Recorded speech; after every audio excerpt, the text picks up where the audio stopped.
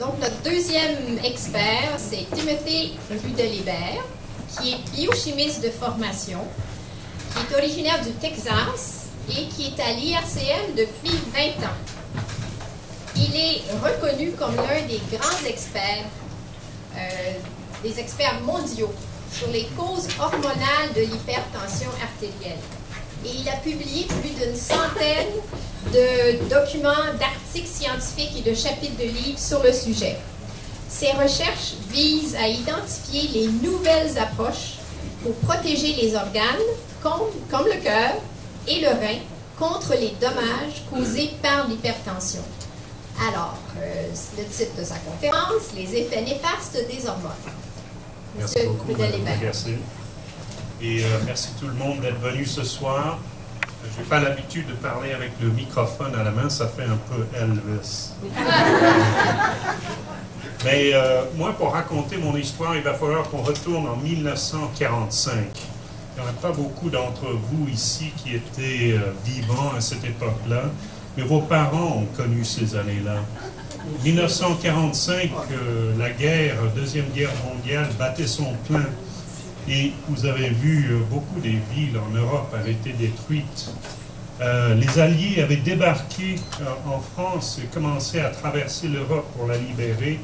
Et il y avait 16 millions d'Américains qui sont rentrés dans l'effort de la guerre. Et vous en voyez quelques-uns ici.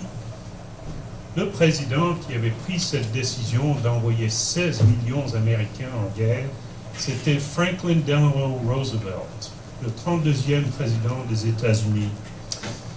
En effet, il est mort le 12 avril 1945. C'était un mois avant la capitulation des Allemands en Europe, un mois avant la fin de la guerre en Europe, à l'âge de 63 ans.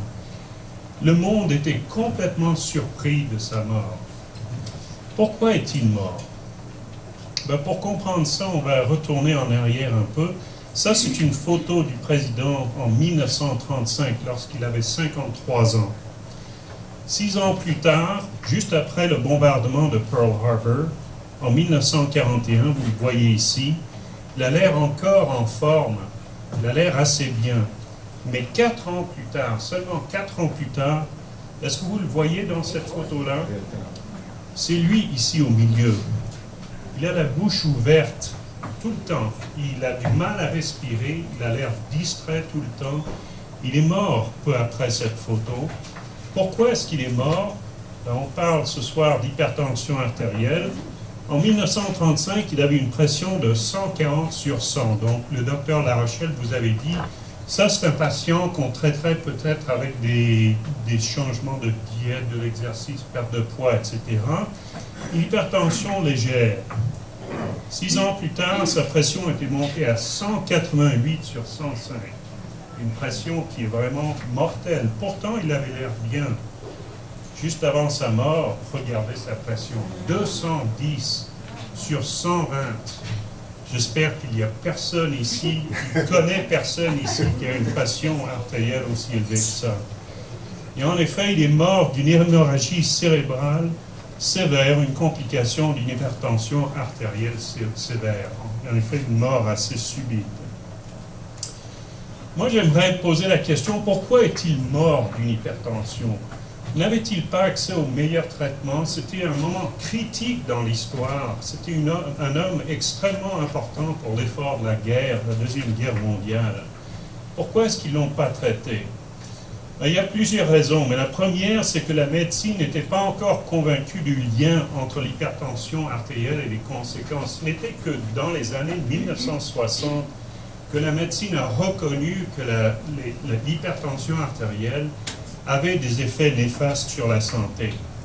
Mais les deux autres raisons sont ici. On ne connaissait pas les causes de l'hypertension artérielle à cette époque-là et il n'existait aucun traitement. Ça, c'est foudroyant quand on y pense. Il n'y avait aucun traitement pour l'hypertension artérielle à la fin de la Deuxième Guerre mondiale. Donc, on est ici ce soir pour parler de la recherche, en effet, des années 1950 jusqu'à nos jours. La recherche scientifique a embarqué pour essayer de combler ce déficit. Et la recherche se faisait partout dans le monde, en Argentine, en Allemagne, en France, aux États-Unis, en Angleterre et au Canada. Et je suis fier de vous dire qu'au Canada, en effet, c'était au Québec, au coin de l'avenue des Pins et Saint-Urbain, à l'IRCM, et sans blague, une équipe de chercheurs avec une réputation mondiale, dirigée par le fondateur de l'Institut, le Dr Jacques Genet, et de séjour au nôtre, subventionné par les fonds de la recherche en santé du Québec et les instituts de recherche en santé du Canada. Alors, qu'est-ce que ces recherches ont décelé? C'est que les hormones sont responsables. Alors, parlons des hormones. Quand on parle des hormones, la plupart d'entre nous vont penser que c'est un problème féminin, les hormones. Ça pourrait peut-être expliquer la complexité du cerveau féminin, mais on n'en sait pas beaucoup plus. Mais en effet, les hormones sont produites par plusieurs tissus, chez l'homme aussi bien que la femme, et une hormone, en effet, c'est un signal qui est relâché par une cellule, qui voyage dans le sang et qui va aller signaler à une cellule lointaine. C'est un message, si vous voulez, c'est comme un téléphone cellulaire sans fil pour communiquer entre ces deux cellules. Et seulement une cellule qui a un récepteur, donc comme une antenne, qui est capable de comprendre ce signal. Donc les hormones qui causent l'hypertension artérielle sont celles-ci. Le foie sécrète une grande protéine qui s'appelle l'angiotensinogène. Il n'y aura pas d'examen à la fin. Le rein sécrète des ciseaux moléculaires, va relâcher un petit morceau de cette protéine. Et ensuite, les vaisseaux sécrètent une autre enzyme, une autre des ciseaux moléculaires pour relâcher encore un plus petit bout de cette protéine. Et ce petit bout de la protéine est une hormone qui va aller agir sur les vaisseaux, sur le cœur et sur le rein. Ça cause une constriction des vaisseaux, une augmentation de la pression artérielle, un dépôt de fibres dans le cœur, une rétention de sel et augmentation de volume du sang dans le rein. Et cette augmentation de pression a comme effet, comme le dit le docteur La Rochelle, d'augmenter l'athérosclérose, d'augmenter le grossissement du cœur, et le docteur Deschepers va vous parler de ça comme risque, de causer des crises cardiaques et d'endommager le rein. Donc toutes ces recherches ont mené au développement de médicaments pour inhiber ce système, et ce n'était qu'en 1981 qu'on a développé le premier médicament pour inhiber un de ces ciseaux moléculaires, qui a beaucoup diminué les effets secondaires de l'hypertension.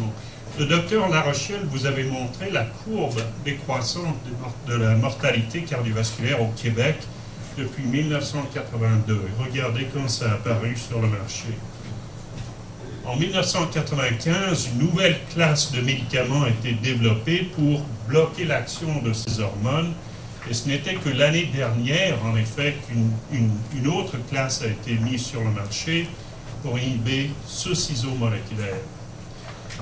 Donc, avec tous ces progrès, est-ce qu'on a besoin de continuer la recherche sur l'hypertension artérielle? Le docteur La Rochelle vous avait montré la courbe décroissante de mortalité cardiovasculaire, et moi j'ai des mauvaises nouvelles pour vous. Si vous avez la malchance d'avoir déjà fait une crise cardiaque, votre risque de mort ou de faire un ACV ou une autre crise cardiaque demeure assez élevé. Donc, dans cette étude, c'est le seul graphique que je vais montrer, après 3 ans, vous avez à peu près 20% de chances de mourir si vous avez fait une crise cardiaque, vous êtes déjà sous traitement. Si on utilise un de ces inhibiteurs, on peut diminuer ce risque un petit peu de 12%. Dans cette étude, c'est un peu mieux, c'est 22%. Donc, on peut diminuer le risque d'un deuxième événement. Mais on veut faire mieux que ça. Et c'est sur ça qu'on travaille actuellement dans le domaine d'hypertension. Alors, je vous remercie pour votre intérêt, votre présence ce soir, et merci bien.